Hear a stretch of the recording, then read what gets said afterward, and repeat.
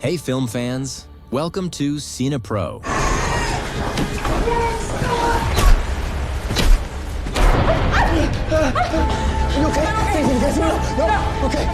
Your ultimate hub for all movie recaps. From heartwarming classics to the latest blockbusters. The movie starts with Aiden, who tired of being quarantined. Aiden apologizes to his camera, saying he's tried. Then he gets the rope ready to hang himself. This all started 42 days ago. When Aiden wakes up, the woman he spent the night with is already gone. He goes to the bathroom to wash up and finds a note from his parents with a check reminding him to pay rent. He can hear yelling and pounding in the hallway, but thinks it's just the neighbors being themselves. When he turns on the TV, he finds the emergency broadcast system. Suddenly, sirens and screaming can be heard on the streets. Aiden runs to his balcony and sees a smoking helicopter crashing against a building. People are running everywhere and a lost girl asks for help, but suddenly she and a man jump on an elderly person to kill them. After a military jet flies by, a horrified Aiden rushes back inside at the same time his neighbor Brandon enters the apartment. He says that his roommate, whom he has known all his life, suddenly attacked him. On TV, a man explains that a new virus is on the loose that transforms people into flesh-eating zombies. It's transmitted through blood, mainly through bites and scratches. Before the man can say more, the transmission ends. Realizing that Brandon was wounded by his roommate, Aiden grabs a knife to defend himself. As people in the corridor keep yelling and pounding on doors, Brandon's eyes start bleeding and his face begins transforming. Aiden forces him to leave and he has to run to push the door closed because Brandon finally snaps, trying to reach inside to attack him. After lots of effort, Aiden manages to lock the door and looks through the peephole, horrified to discover people eating each other in the hallway. He immediately steps back and tries to pull himself together. On TV, they explain that the virus is taking over the world and tell people to stay home. Aiden starts drinking while trying to call his family, but the phone lines are down. Eventually, he gets a bunch of delayed texts from his father saying he and his mom were going to see him, but they didn't have news about his sister. However, another text has an apology because they couldn't make it,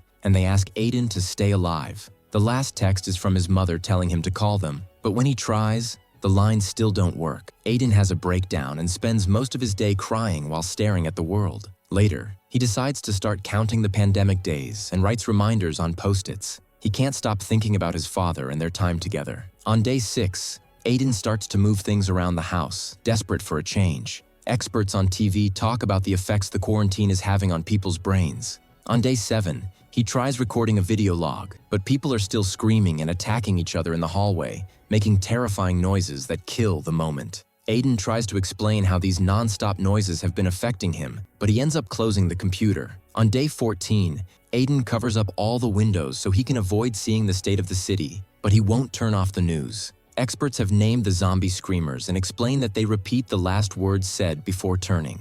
Aiden keeps on drinking, and whenever someone pounds on his door, he ignores them. On day 16, Aiden discovers he has no water and throws things in frustration. He knows he should go out for supplies or try to find his family, but he doesn't dare because he can still hear the people dying outside. Aiden reads about sensory deprivation and how it can make people hallucinate, so he tries to keep himself busy by playing guitar or practicing sports. However, he's so frustrated that he ends up breaking a mirror. One night, he hears noises in the bathroom and gets his bat ready, but he immediately rushes to hide when he discovers that a screamer has broken into his apartment through the vents. The woman keeps repeating no as she searches the apartment, so Aiden waits for the right moment to move behind her and strike her with his bat. The screamer collapses, and Aiden has to deal with having killed a person. After throwing the body off the balcony, he puts a surfboard under the bathroom vent to block it. On day 42, Aiden records another log while still hearing screaming outside. He explains he's losing his mind and how he's too scared to go out. In 3 days, he'll begin starving, so he needs supplies.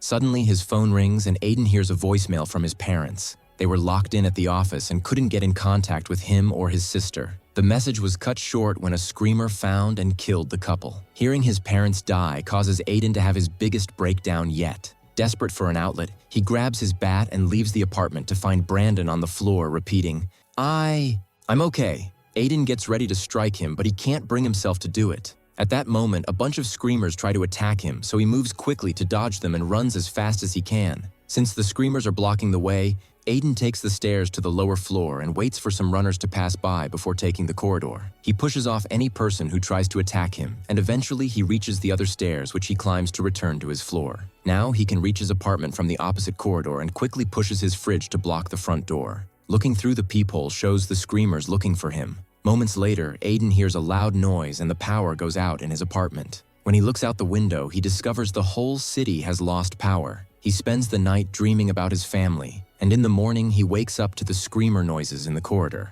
Tired of all this, Aiden decides to end his life. However, he stops the process when he notices that a woman in an apartment across the yard is still healthy. Afterward, Aiden records his last log because his battery is dying, saying he's met a girl. He cuts his beard and makes a plan to contact the woman, hoping to help her. When he goes to the balcony, he sees that there are screamers in the woman's building too, and immediately hides. Still determined to make contact, he writes on signs that he puts up on the window, and she finally sees him too. He learns her name is Eva. She's alone, and she doesn't have many supplies left. She has to close her curtains when she hears screamers coming, but agrees to talk to him later. That night, it starts raining, so Aiden puts a bunch of pots out to collect water before washing up and shaving.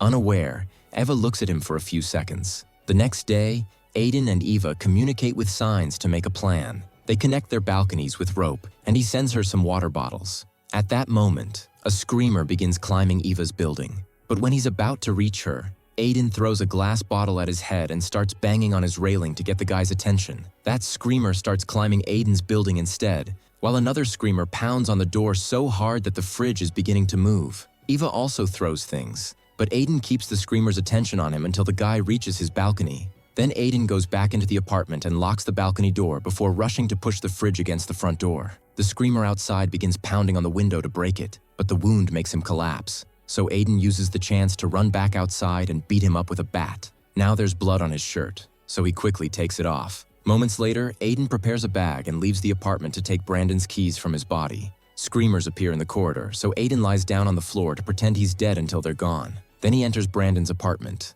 closing the door right before the screamers reach him.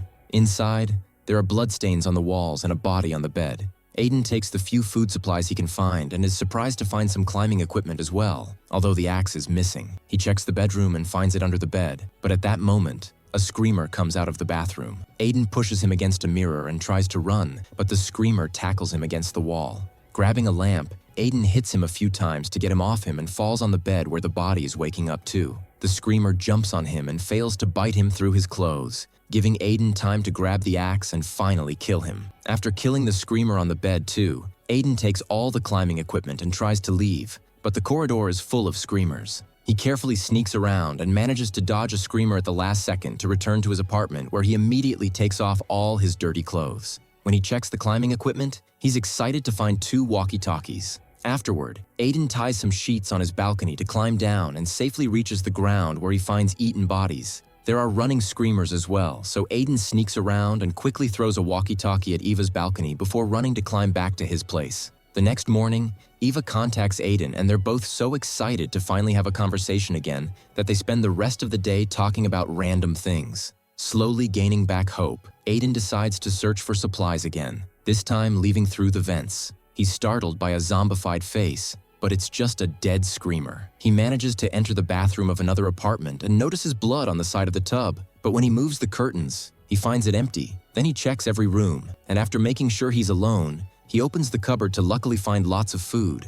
Aiden has a snack before, calling Eva to share the news with such excitement that he's already making plans to escape and find their families. Eva explains there are screamers at her wall every day and she's tired of it. So, she's built a rope out of sheets like he did and wants to move to his place. Things get tense when Aiden finds the fridge against the front door, which means someone lives there. He checks a door that he didn't see before and discovers a hole in the wall. Suddenly, Edward appears in the kitchen with an improvised weapon he made. He puts it down when he confirms Aiden isn't a screamer and explains he came from another apartment through the hole some weeks ago.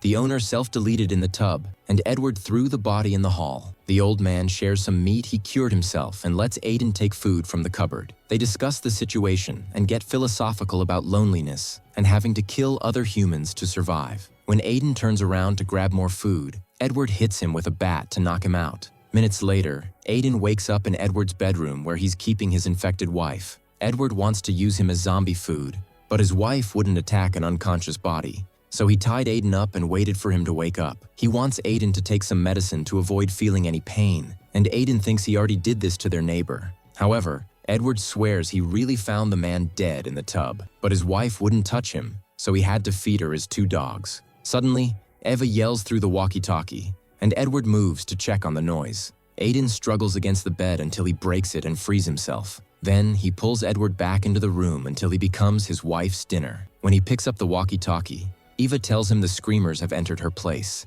Aiden immediately runs out of the apartment and the screamers chase him down the corridor. He can't enter his place because of the fridge, so he goes into Brandon's instead. He looks outside and sees Eva hiding on her balcony while the screamers pound on the glass doors. Very carefully, Aiden jumps from Brandon's balcony to his own, and now he can use the sheets to climb down. However, the sheets slip and he falls until he painfully lands on a chair. The noise gets the attention of a screamer who quickly comes after him.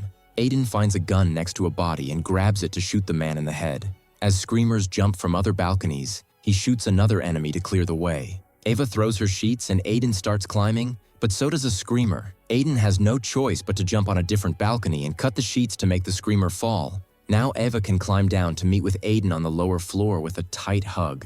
The duo goes inside the apartment and screamers come in when they open the door, but they go past them and lock up, leaving them inside. There are more creatures in the corridor, so they rush to the stairs, and Aiden destroys the door handle with his bat. A zombified man on the steps can barely move, so the duo decides to spare him and moves to the next floor. When they open the door, 2 screamers tackle Aiden against the wall, and Eva pushes one down the stairs. But unfortunately, Aiden and the other creature fall too. The screamer tries to bite Aiden until Eva kills him with the axe. Then, the duo takes the corridor and begins running as fast as they can, hitting and pushing off all the screamers that try to attack them. This corridor connects both buildings, and Eva manages to enter Aiden's apartment. But he's jumped on by the screamer that has been outside his door since the beginning. This terrifying man tries to reach inside. However, Aiden manages to pull him back and finally kill him. Afterward, Aiden enters the apartment and starts taking off his clothes, thinking he's been bitten. He goes to the balcony to self-D, but when he removes his last shirt,